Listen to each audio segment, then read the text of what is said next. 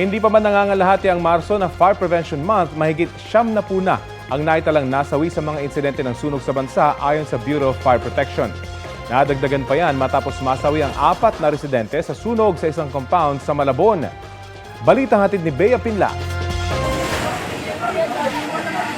Nagngangalit na apoy ang gumising sa ilang pamilya sa Barangay Longos, Malabon, pasado alas 3 ng madaling araw kanina.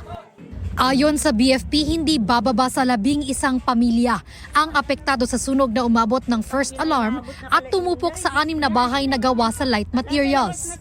Ang isang pamilya rito, tila gumuho ang mundo nang makumpirmang nasawi ang 4 nilang kaanak na natrap sa nasusunog nilang bahay.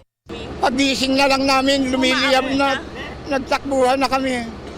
4 lang nawawala sa amin dun sa mga nakatira. Gumawa kami ng tuwalya na, tapos binasa namin kasi grabe na yung apoy. Nasa, nagmumula sa taas, tapos talagang pinilit na lang namin makalabas. Hindi ko alam na hindi pala sila nakasunod.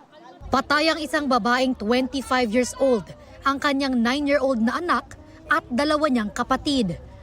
Person with disability ang isa sa mga nasawi. Yung 4 na casualties, nasa likod, back portion siya ng residence nila. Kaya possibly na-trap sila dun sa isang kwarto, nagsama-sama na lang sila dun.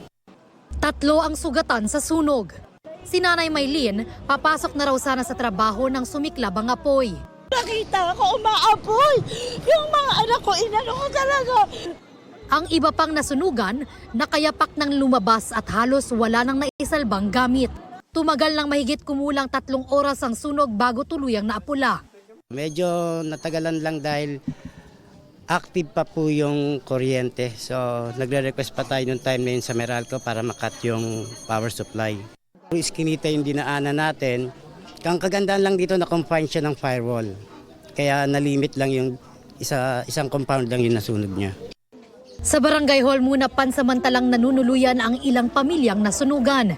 Bea Pinlac, nagbabalita para sa GMA Integrated News.